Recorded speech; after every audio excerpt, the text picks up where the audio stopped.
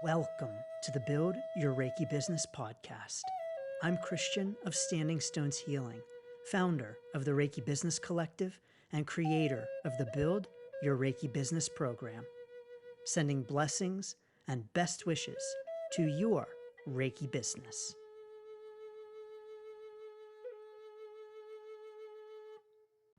Greetings, welcome, and thanks for tuning in to this week's episode of the Build Your Reiki Business podcast. I'm Christian of Standing Stones Healing, and I am grateful to have you here, so welcome and thank you. In this week's episode, we're talking about how to start a Reiki session, how to start a Reiki session in your Reiki business. You know, there is no one right way to start a Reiki session. And this week's episode of the podcast is inspired by lots of questions that I get. This is actually a common question that I get that I'm often surprised about because it's not something that ever really occurred to me to have as a podcast episode, but I've had so many people ask me about it and ask about starting a session that I thought we better have a podcast episode on it. And so this week's Build Your Reiki Business podcast episode is inspired by all of the questions that I get. And of course, as always, if you have a topic for the podcast that you would like me to discuss, please do feel free to reach out and let me know. I'm happy to hear from you. But before we jump into how to talk about starting a session, I want to talk a little bit about the upcoming email for your Reiki Business Workshop. On March the 3rd, I'm offering another Reiki Business Workshop. This one is all about email. And so if you ever wondered about email for your Reiki business, you will not want to miss this workshop. The link to learn more and register is down below. Of course, if you can't join live, you will get the recording, and I'm throwing in a special thank you for anyone and everyone who registers. So thank you. Now, the reason why this never really occurred to me as a question that people have and as a podcast episode is because the way in which we start a Reiki session is really so, I think, very individual to us and to our Reiki business. Indeed, many of us don't even offer Reiki sessions as part of our Reiki business. Depending upon your Reiki business model, you might not meet with clients one-on-one for a Reiki session. You might only offer products. You might only teach. And so you might never be meeting with clients, whether online, in person, over the phone, or however else anyone might see clients. You might not ever have to do the beginning of a session. And I really believe that we all have our own way of doing it. And so I first really want to emphasize that what I share with you are ways in which I might start a session, ways in which I have started sessions, ways in which others might start a session, but not ways that you have to start a session. So what I mean by that is, for instance, for my Reiki sessions, I actually don't start off a session by having someone fill out paperwork, by having someone fill out an intake form. This is something that is very common for a Reiki session, is to have someone fill out an intake form. Now, before you say, oh my gosh, what are you doing? That's crazy, Christian. Everyone should fill out an intake form. Don't worry. I have them submit it electronically. So I have clients complete electronic intake forms where I ask them the questions that I need beforehand, and I will disclose that I ask fewer questions than many practitioners might ask on an intake form, but I have them do it before the session. And so for my sessions, I don't have paper forms for people to fill out. They just agree to certain things, offer information on certain things electronically before the session. And so that's actually not part of how I begin a session. For others, it is. So I'll talk about that and walk you through the process and how you might want to do a session.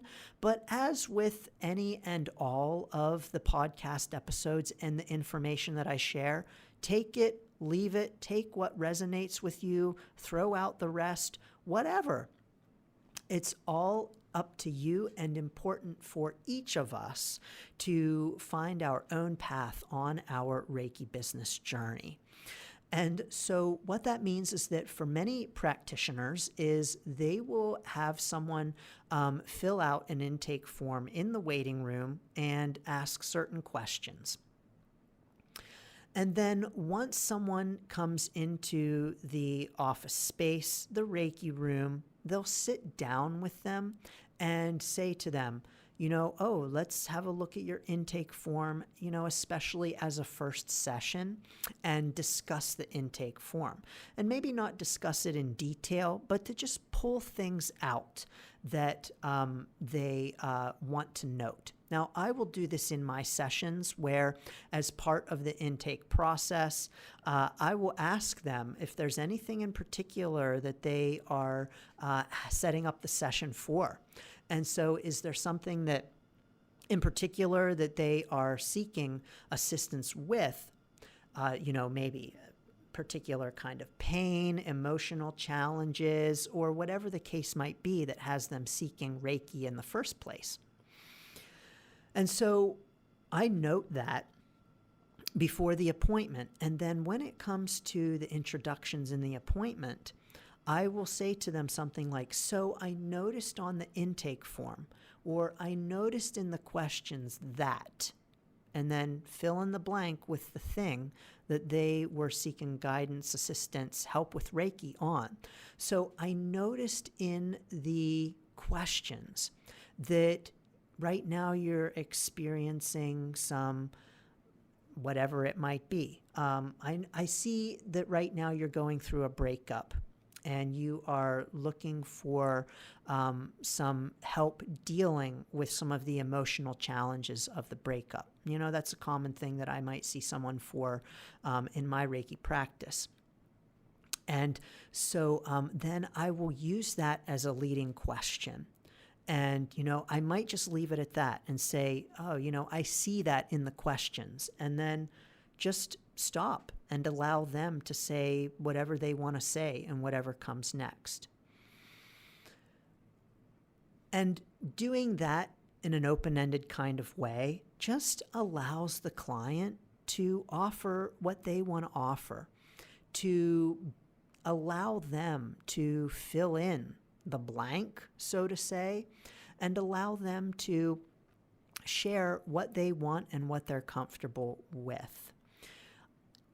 No matter how we greet a client, no matter what our session might look like to begin, I believe it's so very important for us to always honor our client and to meet them where they are at. And so to allow them to provide as much or as little information as they want. And so if they want to tell us more, great. If they don't, great.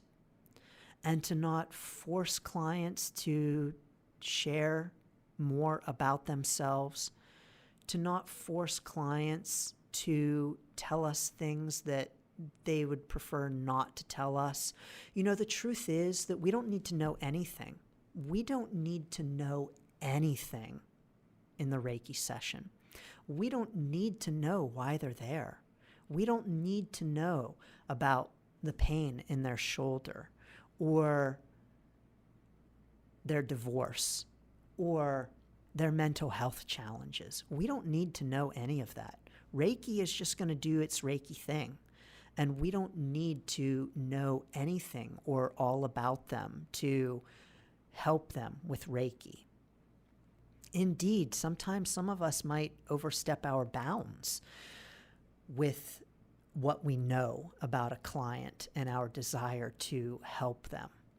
But so always, first and foremost, I encourage allowing the client to share as much or as little as they want to share, and to not force a client to share more than they want to. That can leave them feeling vulnerable in a situation where they're already vulnerable. You know, if you have a Reiki business where you are seeing clients who are lying down on a table, eyes closed, that's already a very vulnerable position. And that's already something that is a risk for many people and feels uncomfortable for many people, especially their first time in a session or their first time with you as a practitioner. And so I think it's important for us to recognize that and to honor that, and to not help the client to feel more vulnerable and less comfortable with our questions and with our desire to want to know all about them, and including matters that are private. And so that means that on my intake form, in my questions, I don't ask a lot of questions, and I allow the client to tell me more if they so desire.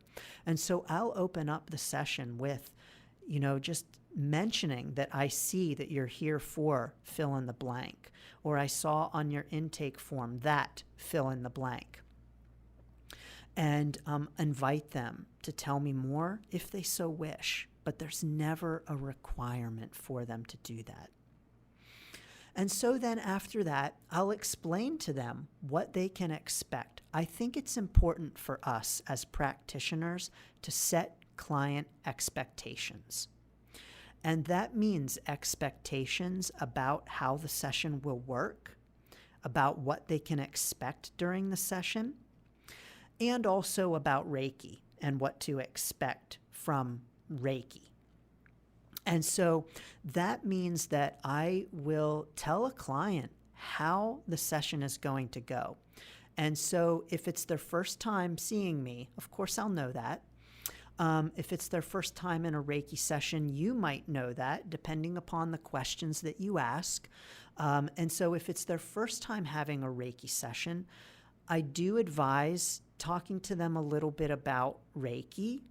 Now, of course, not going on in an explanation, but this is where having a blurb, an elevator pitch about Reiki is going to be very helpful. I talk about that in a past episode of the podcast in talking about Reiki, where you can just offer some short information about Reiki and, of course, answer any questions that they have. We always want to be open to any questions a client has and answering those questions openly and honestly.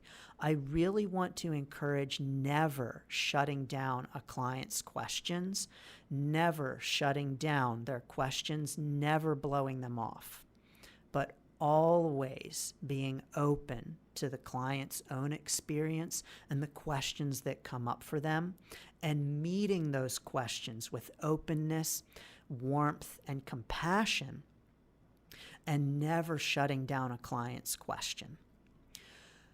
But even if you have a client who is not new to Reiki, but is new to you, it may be a good idea to talk a little bit about Reiki there as well. I see on the intake form, I see that you've had a Reiki session before. I'm so excited to have you here for your first time with me. So thank you so much. And, just to tell you a little bit about Reiki as a refresher, you may want to do that and tell them a little bit about Reiki, because you don't know what their past experience was like. You don't know what kind of past practitioner they had. You don't know maybe even what kind of misinformation they may have received. And so doing a check-in with them about that past experience, even, I see that you've had a Reiki session before. How was that for you? What did you think? What was your experience like? to get an idea of what their experience may have been like. And again, to be prepared to give them your little blurb about Reiki so that they know what your stance is and what to expect from a session with you. And they may very well have forgotten anyway exactly what Reiki is, but to include that as you explain what comes next and what's going to happen in the session. And so then I might say, well, so in a session with me, this is how I operate my sessions, and then explain to them what I do. Now, in my sessions, I will say to you that in my sessions, I typically begin my Reiki sessions with some drumming. And so I'll explain to them, I like to begin my Reiki sessions with drumming. This is not part of the traditional system of Reiki, but I like to start with drumming because it helps to get you into a meditative state. Is that okay with you?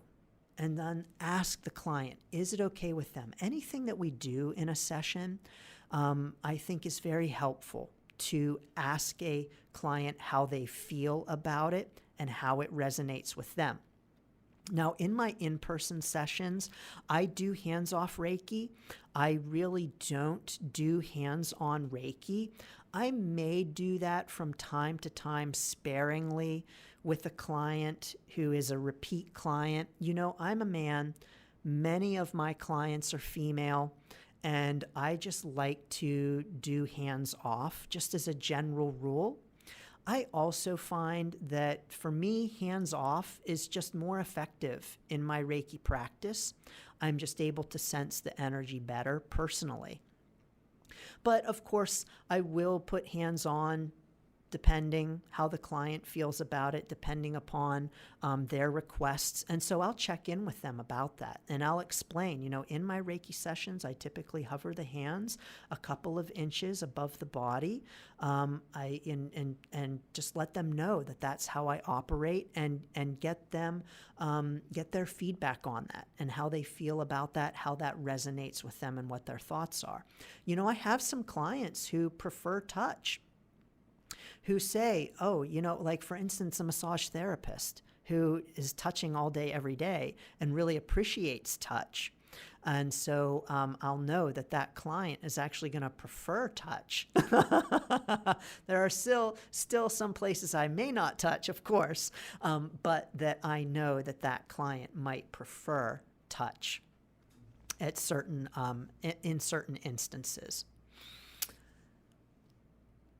But I believe it's important for us as we begin a session to check in with the client to make sure that they feel comfortable, even something as simple as the temperature in the room, whether or not they're comfortable,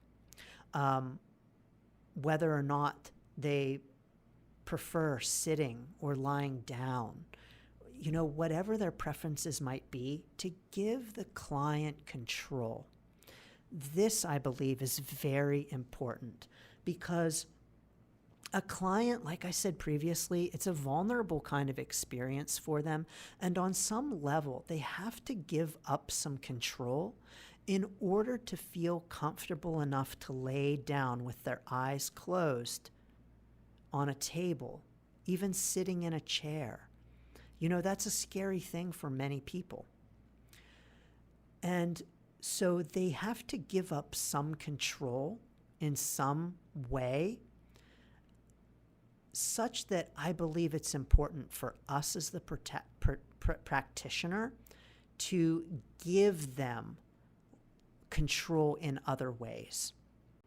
And so how I start a session is to let them know that they have control. Then, of course, I will turn off the lights. You don't have to have the lights off for Reiki. Reiki is lights on, lights off. Reiki is going to work no matter what the brightness is in the room. And of course, I allow the client to have control over that as well. I once had a client tell me, she was lying on the table. The light was shining bright into her eyes. Before I could ask her if she wanted me to turn the light on or if she wanted the light off, because this is something that I ask. Before I could even ask her this question, she launched into a whole big thing about how she was doing, how her life was, and just on and on and on. Such that finally, when I had the chance to say, would you like me to turn the light off? She said, yes, I want the light off because the light on shining in my face is traumatic for me. She had actually revealed to me that she had been abused in her youth, and the light was the place that she looked to where her attention would go in those moments. And so I was like, damn it, I wish I had gotten a chance to ask sooner about turning the light off to find out at that point that, oh gosh, that was, a trauma trigger for her. And here was the light shining in her eyes that whole time she was telling me about her experience. And so it's important for us to be asking those questions and honoring our clients' wishes. And then as I get into the session, I'll start with the drumming. I'll do the drumming. The client is going to know about how long I'll be sending Reiki. I'm going to explain to them how I'm going to move through the session, down one side of their body, back up to the head, down the other side. Of course, we all do it our different ways. Some might have the client flip. I don't personally. But, to just narrate that for them and explain that for them, so that they know what to expect. I will even explain to them what happens afterward. Then I'll bring you back afterward with some light, gentle drumming, and then we'll be able to talk about your feelings, your experiences, what you thought. You're welcome to share anything that you might like or not like to share. And so, I give them that expectation as well so that they know exactly what's going to happen. I do encourage you to find what works for you in starting a session, but I strongly, strongly encourage making sure that you are open to client questions, that you are welcoming, that you are understanding, that you are honoring of that vulnerability, and that you are ready to narrate the experience in terms of the expectations, including with Reiki, how it works, the outcomes that they might or might not experience. It's important for us to find what resonates with each of us and to do it our own way, but I do recommend having a set way that we start our sessions and that we end our sessions too. Because I believe that if we have a set way that we do it so that it's the same for every client, then we create a consistent and coherent experience for the client so that they know what to expect every time they come to us, that we release and relieve some of the pressure on ourselves. Oh, what am I going to do in this session? How is it going to work? How's this going to operate? No, we already know how it works. We got it down. We know how we start. We know what we say, even if it's memorized. Okay, so what? But we know how it works at the beginning, and we know how we're working it at the end and closing a session. And having that set way of doing it is going to allow us to free up that energetic and mental space to be present in the moment and to be present with the client. So I'm sending so many thanks to you for being present here with me. How do you start a session? Please do feel free to join us in the Reiki Business Collective and tell us all about it at facebook.com/groups/ReikiBiz. Well, however you start your sessions, I'm sending so many blessings and best wishes to your Reiki business. Thanks for tuning in to the Build Your Reiki Business podcast. Please like, share, subscribe, and send to a friend. Learn more about the Build Your Reiki Business program at standingstoneshealing.com/build. Sending blessings and best wishes to your Reiki business.